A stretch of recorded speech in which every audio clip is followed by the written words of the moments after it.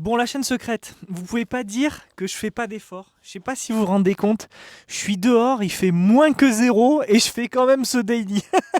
Bon, les amis, j'espère que vous allez bien. Bienvenue sur la chaîne secrète. Je m'appelle Guillaume.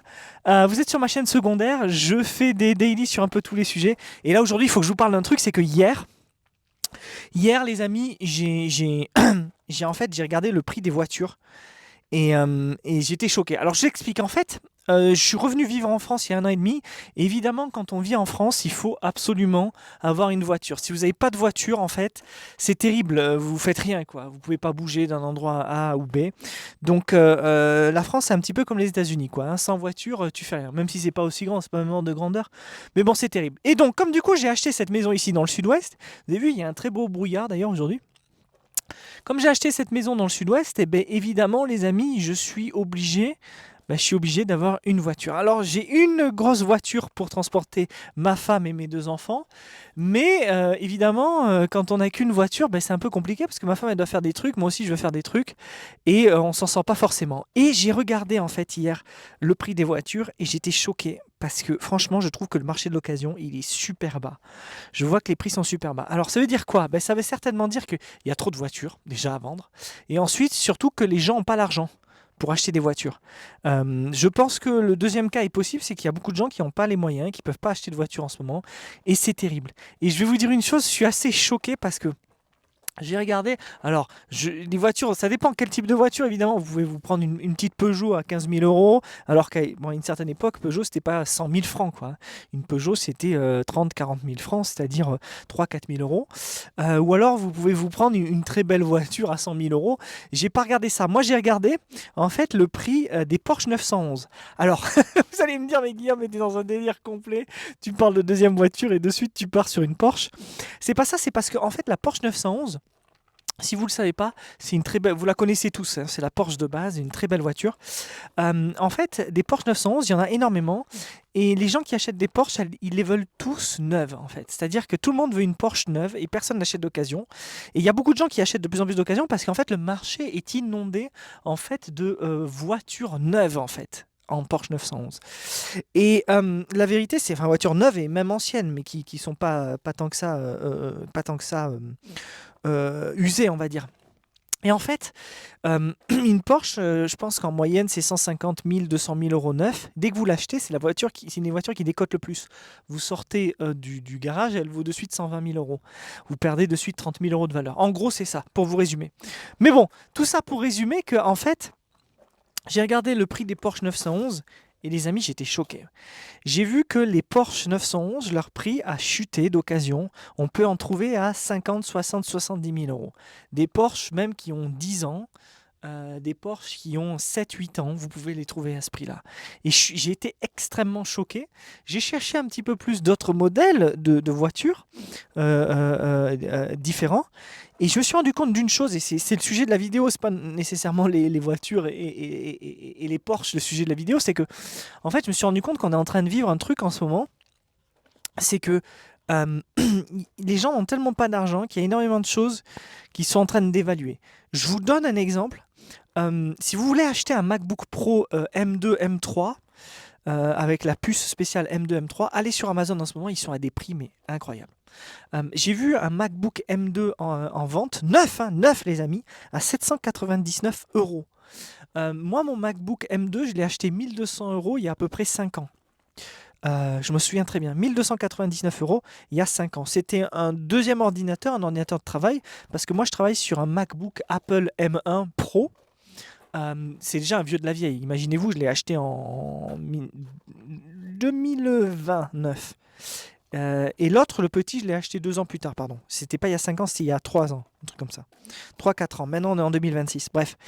Et, et en fait, le prix des MacBooks a énormément baissé. Je suis choqué. Je suis choqué. Je vois qu'il y a plein de choses qui chutent et c'est normal, c'est parce que je pense qu'il y a énormément de stock et pas assez de gens qui achètent. Et ça m'a vraiment choqué. Alors qu'est-ce que je vais faire? Est-ce que je vais acheter une Porsche 911 à 50 000 euros? Mais je suis en train de me dire, si j'avais gardé l'argent, peut-être que j'aurais pu m'en acheter une. C'est incroyable. Je trouve ça complètement fou. C'est une très belle voiture. Je suis très fan des voitures. J'aime beaucoup les voitures. pour leur design, mais aussi maintenant pour la motorisation avec l'âge un petit peu, la puissance et tout le reste évidemment. Mais ce que je veux dire par là, c'est que je pense qu'on est en train de vivre une chute, entre guillemets, économique. En fait, on est en train de... Je pense qu'il va y avoir une très grosse crise économique. Ça, c'est pas un secret, tout le monde en parle, tout le monde la voit venir et tout ça, etc. Mais les amis, c'est que j'ai été vraiment, comment dire, euh, aussi très optimiste au moment où j'ai vu ça. Parce que je me suis dit, waouh, le prix a vraiment baissé, il y a énormément de voitures sur le marché, et un jour peut-être que je pourrais acheter ma voiture de rêve.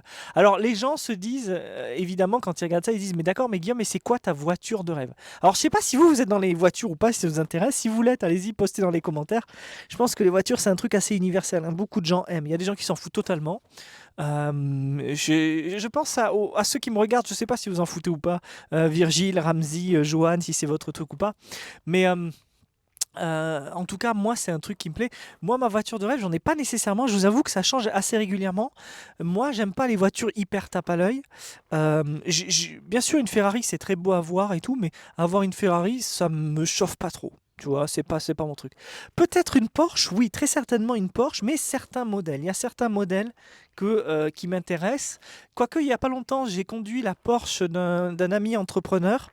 Il a une Porsche Spider 700, je sais plus combien, une petite avec le capot et tout ça, etc.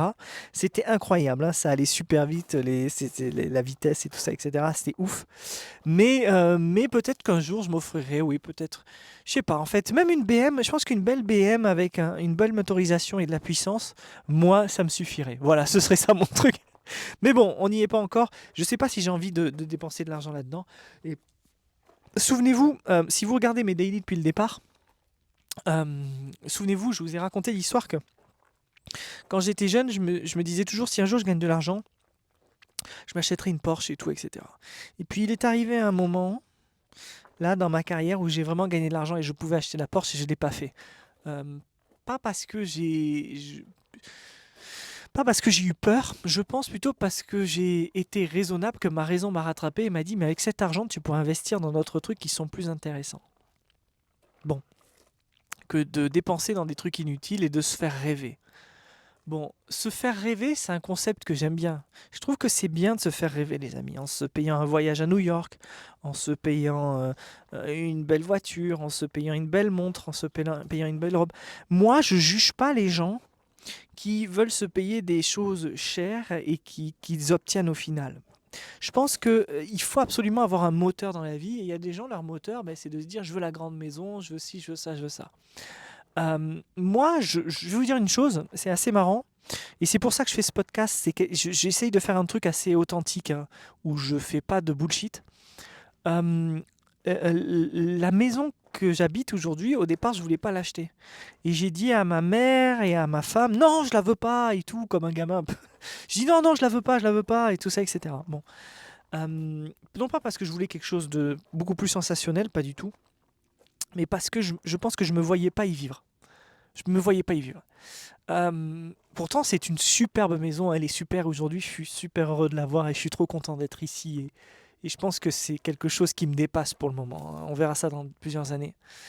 Mais ce que je veux dire par là, c'est que des fois, il faut savoir se poser et réfléchir. Et laisser le temps passer avant de passer à l'action. Je pense que des fois, il faut prendre le temps. Parce qu'on ne peut pas prendre la bonne décision de suite. C'est pas possible. Il vaut mieux attendre. Quand on n'est pas dans une situation d'urgence, ça vaut le coup de patienter et de prendre une décision. Et je pense que c'est la leçon du jour. Euh, quand on doit prendre une décision et qu'on nous pousse à prendre la décision de suite, on va forcément se planter. C'est le principe des vendeurs. D'ailleurs, les vendeurs automobiles, c'est ça, c'est dépêchez-vous parce que demain, l'offre, elle sera plus là. Mais la voiture sera toujours là, bien sûr. Donc, en fait, il faut jamais prendre des décisions dans l'urgence. Il faut toujours se poser, réfléchir et faire une sortie soft, j'ai envie de dire. D'accord? Ça, c'est vraiment la leçon du jour. Et ça vaut pour tout. Ça vaut pour votre job. Si vous voulez quitter votre job, ne quittez pas votre job de suite. Attendez. Si vous voulez lancer une entreprise, ne la lancez pas de suite. Attendez, regardez, observez, analysez, recherchez. Essayez de trouver les pour et les contre. d'accord? Ne vous lancez pas à tête perdue comme ça, à corps perdu dans quelque chose que vous savez qu'il y a des chances que ça ne marche pas, d'accord? Si vous êtes sûr que ça fonctionne, si vous avez la garantie, allez-y. Mais essayez d'avoir un petit peu de retenue, essayez d'être raisonnable. Alors là, je viens de vous prendre un exemple business ou quoi, etc. Mais ça vaut pour tout dans la vie. Et vous savez, si je fais ces daily aussi, c'est pour me parler à moi-même. Je me parle à moi-même. Ça va finir dans les commentaires, j'en suis sûr. Mais c'est pour me parler à moi-même et c'est surtout pour vous donner de la valeur. Mais c'est aussi pour qu'on se rappelle ensemble que, en fait, la vie c'est court, mais on a quand même le temps, on a toujours le temps de réfléchir avant de tirer. C'est très important. Tirer et puis réfléchir ensuite, c'est la technique la plus débile et c'est la technique que tout le monde utilise. Voilà les amis, je vous remercie d'avoir suivi ce vlog. C'est un peu à l'arrache, hein, comme d'hab, hein. Vous savez, je vous ai dit, sur cette chaîne, je fais des trucs comme ça. Il n'y a pas de plan, c'est authentique. Voilà. Allez, je vous dis à bientôt les amis, ciao.